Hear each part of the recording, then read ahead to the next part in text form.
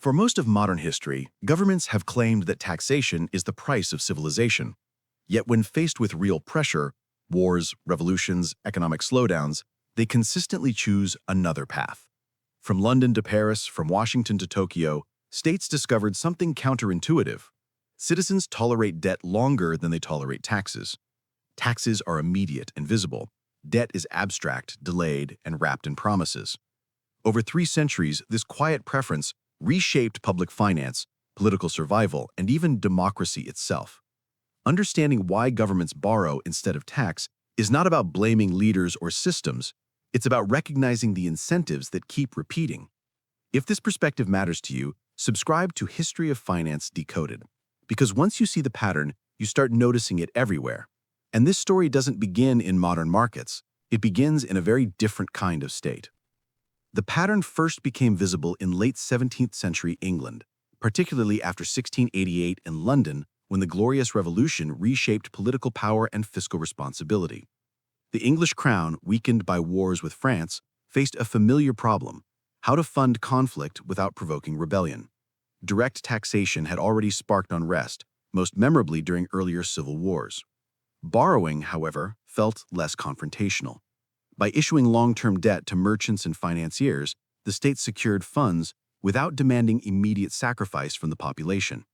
This moment quietly changed the relationship between rulers and money. Debt stopped being a temporary emergency tool and became a structural solution. At the time, it felt like progress, but embedded inside this solution was a dependency no one was ready to acknowledge. As national debt expanded in the early 18th century, especially after the War of the Spanish Succession ending in 1414, governments began building permanent mechanisms to manage borrowing. Bonds, interest payments, and centralized treasuries turned debt into a stable system rather than a crisis response. Investors gained predictable returns, while states gained political breathing room. The system worked because it aligned incentives. Financiers profited from stability, and governments avoided public fury. Crucially, debt allowed leaders to separate spending decisions from voter pain. The cost existed, but in the future. This separation felt efficient, even humane. Yet over time, it dulled restraint. When consequences are delayed, discipline fades, and what followed was not moderation, but expansion. By the mid-18th century, particularly during Britain's wars with France between 1756 and 1763, borrowing no longer supplemented taxation, it replaced it. The public believed debt was a sophisticated financial tool, cheaper and less disruptive than heavy taxes. In reality, interest payments quietly consumed larger portions of state budgets. What looked painless in the short term became expensive over generations. This was the uncomfortable truth. Governments were buying peace today by committing future citizens to repayment they never consented to. Debt reduced riots, yes, but it also reduced transparency. And once elites learned that voters rarely protested abstract numbers, the temptation to borrow became politically irresistible. The early beneficiaries of this system were clear. Financial institutions gained secure, state-backed income. Political leaders gained stability and time. Ordinary citizens, however, paid indirectly, through inflation, reduced services, and long-term tax burdens that felt disconnected from original decisions. This imbalance didn't emerge through conspiracy, but through incentives working exactly as designed. Debt allowed governments to survive immediate crises, but it quietly transferred power from the public to financial structures. By the end of the 18th century, states no longer asked, "Can we afford this?" They asked, "Can we finance this?" And that subtle shift would redefine governance for centuries. By the late 18th century, this debt-first model spread beyond Britain. France, burdened by war spending and court extravagance, relied heavily on borrowing through the 1770s and 1780s.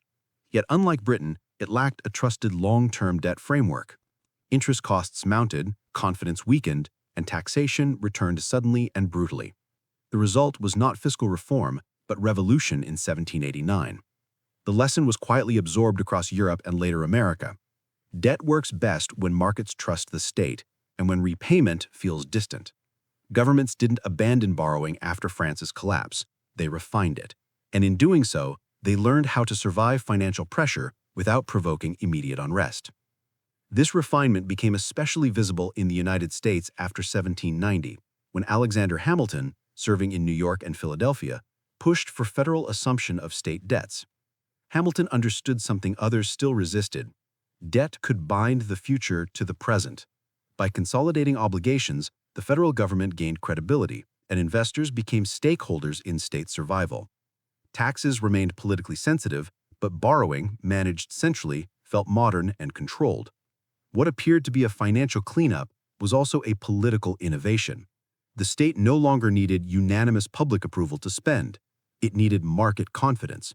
And once that balance shifted, democratic accountability subtly changed shape.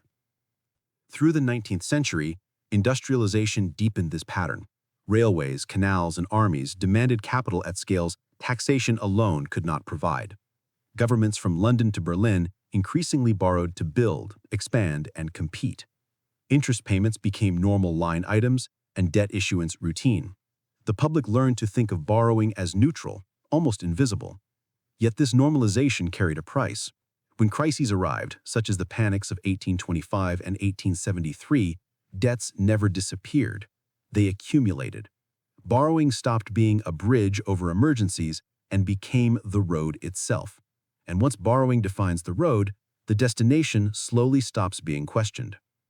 By the early 20th century, the choice between tax and debt had hardened into habit. World War I, beginning in 1914, accelerated the process dramatically. States financed unprecedented destruction, not by taxing populations into revolt, but by issuing war bonds and deferring costs across generations. Citizens were transformed into creditors, emotionally invested in the state's survival. Debt became patriotic. Interest payments became moral obligations. The war ended, but the debt did not. Instead, it reshaped budgets, currencies, and international power dynamics. Governments learned that once people accept borrowing in crises, they rarely demand its reversal afterward.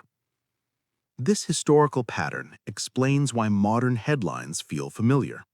Today's budgets, deficits, and debt ceilings are not failures of discipline, they are inheritances of design. Governments choose debt because it delays pain, diffuses responsibility, and preserves political stability. Taxes demand confrontation. Debt promises management. Over 3 centuries, leaders consistently selected the option that softened resistance, even when it magnified long-term risk. The critical insight is not that debt is evil, but that it is addictive. And like all addictions, it begins as a solution and quietly becomes a constraint that defines future choices. After World War II, the architecture of debt entered a new phase. In 1944, at Bretton Woods, New Hampshire, governments built a global system designed to stabilize currencies and sovereign borrowing. The US dollar, backed by gold, became the anchor. This reduced immediate pressure on taxation by allowing nations to borrow in a predictable monetary environment. For 3 decades, the system worked. Growth masked debt. Stability softened scrutiny. But when the United States severed the gold link in 1971, debt was freed from its last natural restraint. Borrowing no longer depended on finite reserves. From that moment, debt became bounded only by confidence, and confidence proved easier to manage than public consent. The late 20th century introduced a quieter shift. Central banks became partners in debt management. Through interest rate control and bond market operations, institutions like the Federal Reserve and Bank of England smoothed borrowing costs. Politicians discovered a powerful advantage. Spending could rise without immediate tax hikes, while central banks absorbed the volatility. Debt was no longer merely issued, it was engineered. Citizens felt inflation before taxes, complexity before clarity. The transfer of pain became technical rather than political. Yet this insulation came at a cost: democratic visibility. Decisions shaping generations increasingly occurred in rooms few voters ever saw. By the 1980s and 1990s, debt had replaced taxation as the default fiscal response. Crises, from Latin American defaults to the Asian financial collapse of 1997, revealed a pattern. Governments rescued systems with borrowed money, not voter-approved levies. Debt preserved institutions while muting public backlash. Over time, markets interpreted this behavior as a guarantee. Risk-taking expanded. Moral hazard grew quietly. When borrowing is always chosen, discipline shifts elsewhere. Taxation remains unpopular, but debt becomes expected. And expectations, once formed, are extraordinarily difficult to reverse without disruption. The global financial crisis of 2008 marked the culmination of this trajectory. Governments intervened massively, borrowing trillions to stabilize banks and economies. Tax increases were delayed, diluted, or denied outright. Instead, balance sheets expanded and future obligations deepened. The debt solution prevented collapse but locked in precedent. Markets learned that governments would borrow to protect stability at almost any scale. Citizens learned only later, through stagnant wages and rising costs, that repayment arrived indirectly. The bill was not rejected, it was simply rerouted. And once rerouted, responsibility became harder to assign. 300 years after Britain's first funded debt, the logic remains intact. Governments choose debt not because taxes are unavailable, but because debt postpones conflict. It transforms fiscal choices into financial processes, visible to specialists but distant from voters. This is not a conspiracy, it is a historical pattern shaped by incentives. Debt buys time. Politicians value time more than balance. But time, once borrowed too often, stops working in your favor. The question now is not whether governments will borrow again, but whether this system still has space to absorb what comes next. History shows that debt systems rarely collapse suddenly. They harden first. By the early 20th century, governments had built entire fiscal frameworks around continuous borrowing. Pension systems, welfare obligations, defense budgets, and crisis responses all assumed cheap and available credit. Any serious attempt to reverse course threatened immediate disruption. Taxes sufficient to replace debt would shock voters. Spending cuts would destabilize politics. Reform became technically possible, but practically unthinkable. Each year of borrowing narrowed future choices. What once offered flexibility slowly became dependency. Debt was no longer a tool, it was the operating system, and operating systems resist removal. This is where history offers its clearest lesson. From Spain in the 1600s to France before 1789 and Britain after the Napoleonic Wars, excessive reliance on debt always forced adjustment, never on the state's preferred timetable. Sometimes inflation did the work quietly. Other times, stagnation persisted for decades. In rare cases, social rupture followed. The pattern is not moral failure, it is arithmetic colliding with politics. States can postpone costs, but they cannot erase them. Debt changes how societies pay, not whether they eventually will. What makes the modern era different is scale and coordination. Central banks now stabilize government debt through balance sheets unimaginable in earlier centuries. This has reduced volatility, but also blurred boundaries between fiscal and monetary authority. History suggests such arrangements last until credibility frays, not suddenly, but gradually.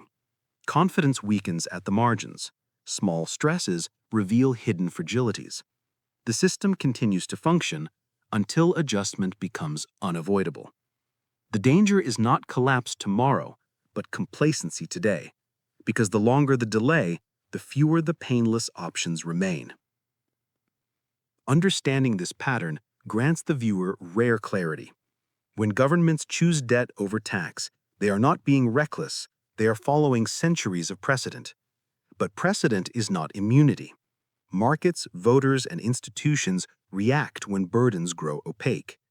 History rewards those who see incentives clearly rather than narratives emotionally. Debt is neither evil nor salvation. It is a contract across time, demanding future choices, even when current ones feel costless. And every generation eventually inherits decisions it did not vote for. 300 years of history lead to a quiet conclusion. Governments borrow because debt buys time, stability, and political peace until it doesn't. The story of public finance is not about villains or virtue, but about trade-offs repeated across centuries. If this perspective sharpened how you see power, money, and policy, subscribe to History of Finance Decoded. Every share and comment helps us continue uncovering historically grounded truths about the systems shaping our lives. History doesn't repeat, but it consistently rhymes.